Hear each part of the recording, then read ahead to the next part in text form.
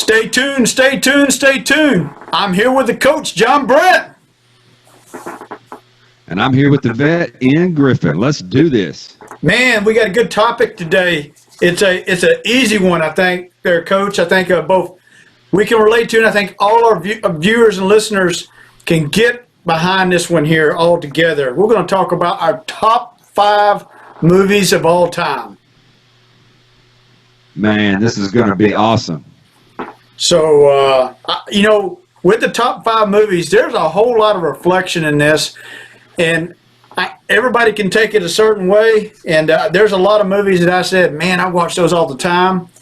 But I just kind of stuck to the ones that I felt were the top 5, and I figured we'll go back and forth. And I'm going to give you my number 5, and my number 5 is going to shock everybody because it's a new movie. Come on. It's Ford versus Ferrari. Man, I can watch that movie all day long. That's a great movie. It is a great movie, and for you and I, being from Deep Woods, East Texas, where Mr. Carroll Shelby himself grew up at, it was a movie that I just love to hear the cars rumble. I just love to watch them race. I like to see the I loved it. The Ferraris. I like to see the Cobras. Matt Damon was awesome. I agree. Him and Christian Bale both I loved, and for a car enthusiast as myself, I just thought it was great.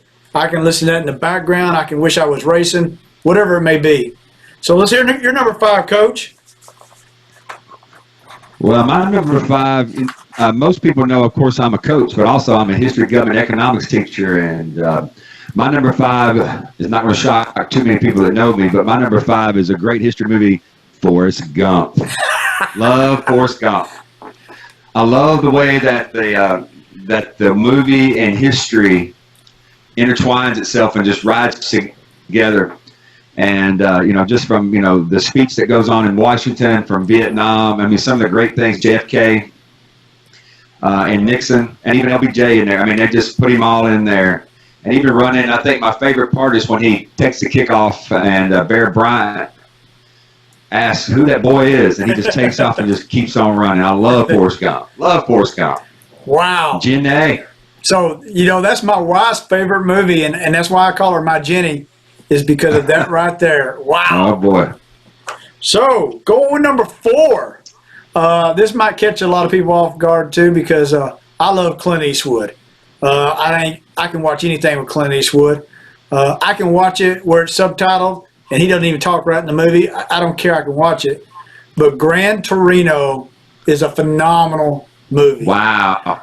And I'll just say this, is being up in Detroit, my last duty assignment, I actually got to drive the Cobra down the stretch where the young man drove the Gran Torino down by the lake at the very end of the movie. I actually spoke at the VFW where they where the chaplain, the father came in and drank a beer with Clint Eastwood. So just so many little stories of that, but really it's just a great story of how our ages have all evolved, and the old time is starting to fade away, the new time, but he still stood up for people, and it was just a great movie. I don't remember the exact wording, but I love the part where he's sitting on the porch and those people come up in his yard, those young kids, and I probably don't want to repeat it, but it was one of the funniest lines. I don't remember exactly what he said, but I know it was controversial, but it was awesome.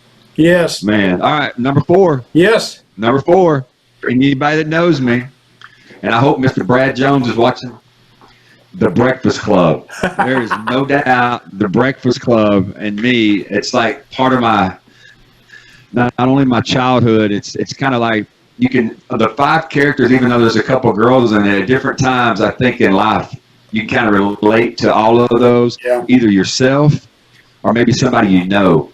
And, from being a jock to, one of the girls that just kind of felt out of place, and the girl that was, so popular. So I think that movie was almost like every high school had those 5 people in that. And so it was just such a great movie.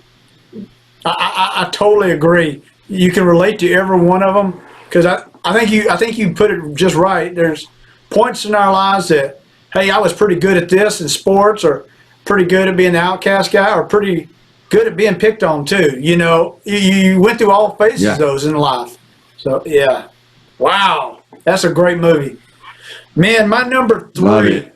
Oh, I'm sorry, but my number three is Indiana Jones, the Raiders of the Lost Ark, and there's two reasons. Wow, that's my wife's favorite movie. Is it? So what I will say is, I can't believe that. That was the very first movie I ever saw on VHS. I was visiting my real father in West Texas, and he goes, "We're going to go over to somebody's house and watch this show called Raiders of the Lost Ark." I didn't even know what that was. And there's like 20 kids in a living room that only maybe 2 people could really fit in. But back then, we all lived in tight quarters. And so 20 of us kids are there watching it, and one of the kids go, "Man, this is so good, but I got to go pee." And the guy goes, "Watch this. I can pause it." And we were like, "No way." And then my second story goes with this thing is my second deployment into Kuwait. When I was there, I got to go downtown Kuwait City and walk to the markets, and I felt like I was in an Indiana Jones movie. It just took me right back into the movie. I felt like I was there. I just needed my whip instead of a weapon, and I would have been good to go. Anyway, so that's my number three. Wow, that's greatness. All right, my number three is one of my. Actually, it was so hard to pick. 1, 2, and 3 to me was so hard to decide which was first or second. But I just rewatched this movie. I've probably seen it 20 times, and my number three is Goodfellas. Oh, I love watching Goodfellas. I mean, some of the way that the story's made, and it's based loosely on a true story about Henry Hill, but Ray Liotta and Joe Pesci, Robert De Niro are just absolutely awesome in that movie. And you watch that movie and you think they're gangsters.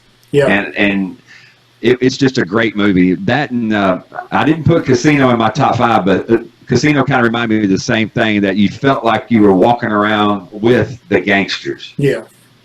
Man, that's a great flick right there. That is awesome. So, my number 2, I love every one of his movies, and I can watch them all day long. But for the guy I'm going to mention, this particular movie here is almost a little bit, not quite, but it fades a little bit about the tough guy he normally is, but it's McClintock. It's a John Wayne movie. And I like it and The Quiet Man. They're very similar because anything with Maureen O'Hara and him together are just golden. And I just think it's a good movie because it kind of shows a sense of humor to him that's not always shown with the Duke, but the Duke always brings it, man, and it's just a great show. Greatness. My number 2 was so hard to go 1 and 2. I mean, I'm just going to go with it. Number 2 was A Time to Kill with Matthew McConaughey and Ashley Judd. What a great movie. And Samuel L. Jackson as the father that protected his daughter from the guys that tried to rape her. But the scene in that movie, it kind of goes to the time that we're living in now, where Matthew McConaughey tells the juror, close your eyes and imagine this being your daughter, or imagine this scene, and at the end said, now imagine this was your daughter and she was white.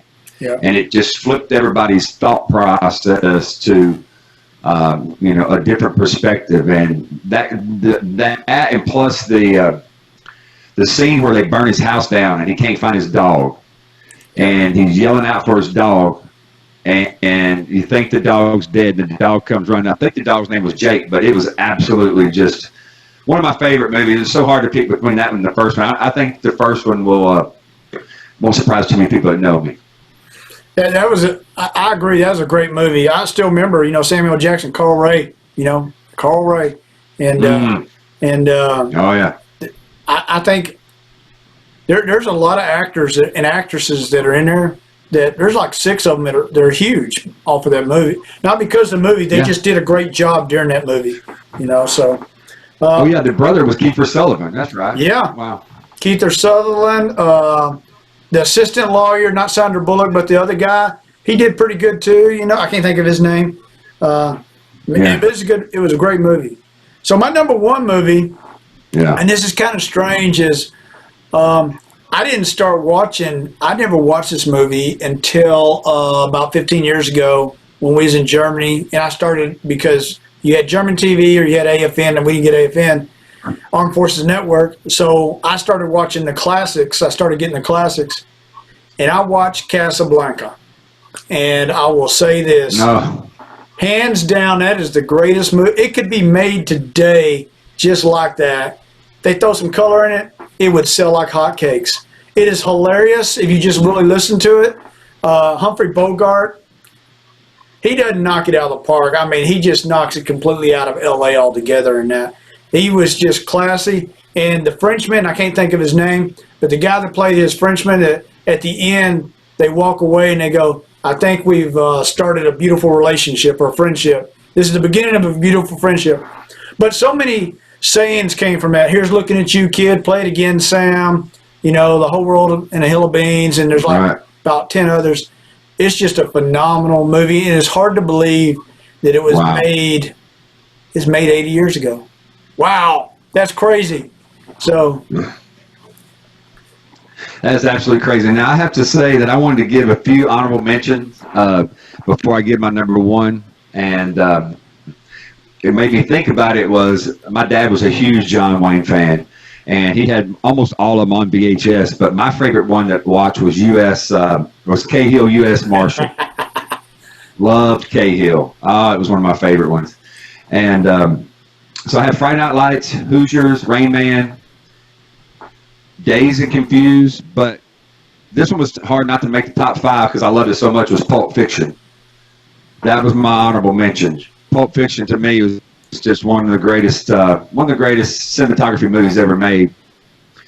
But number one, and this was easy, really easy for me to put the top 3. Like I said, the orders I was trying to figure it out, but A Few Good Men is absolutely my favorite movie to watch. It comes on probably every 2 or 3 months, and I don't care where it's at. I stop and I watch from that point forward. It's amazing. You talking about Nicholson, you got Kevin Bacon, you've got Cruise, Demi Moore, Kiefer Sutherland is the bad guy. I mean, it is a great, great movie. And of course, everybody remembers the final scene in the courtroom, but I think one of the best scenes for me is when they go down to Guantanamo Bay and they're having breakfast or lunch, and they're getting ready to leave, and Demi Moore's wanting to ask more questions, and Cruise is just trying to get out of there, and Nicholson looks at him and says, "Sure, you can have the information you're looking for." He goes, "But you better ask me nice."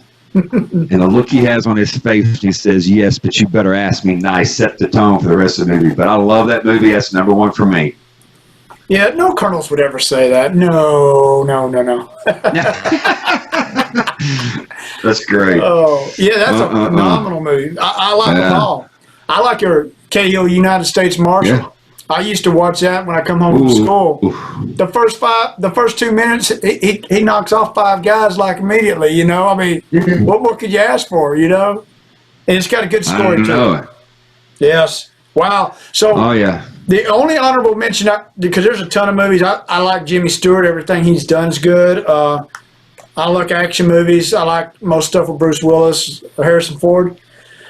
There's one I wanted to talk about just for a second that's not a movie, but it's a series, is The Band of Brothers. My God, I could watch that forever. And I've watched it with all my kids. I've watched it with leaders, and we talked about how relevant it is, and I think it's just well portrayed. And man, I think this is a good get to know us a little bit there for everybody, and we want to hear from what their 5 movies are. To be quite honest, I want to hear what everybody's got to say on that. No doubt.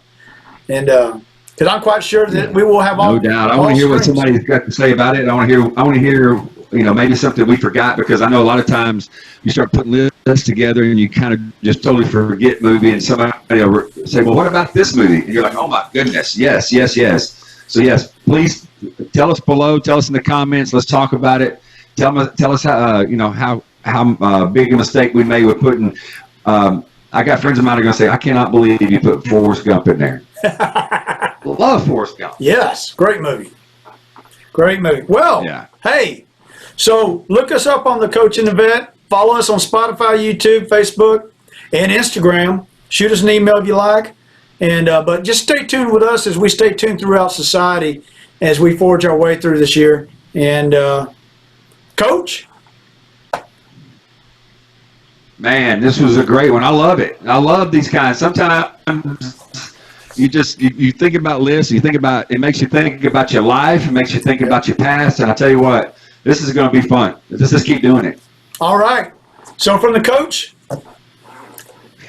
To the vet. I think we'll call it a day. Stay tuned. Stay tuned. Stay tuned.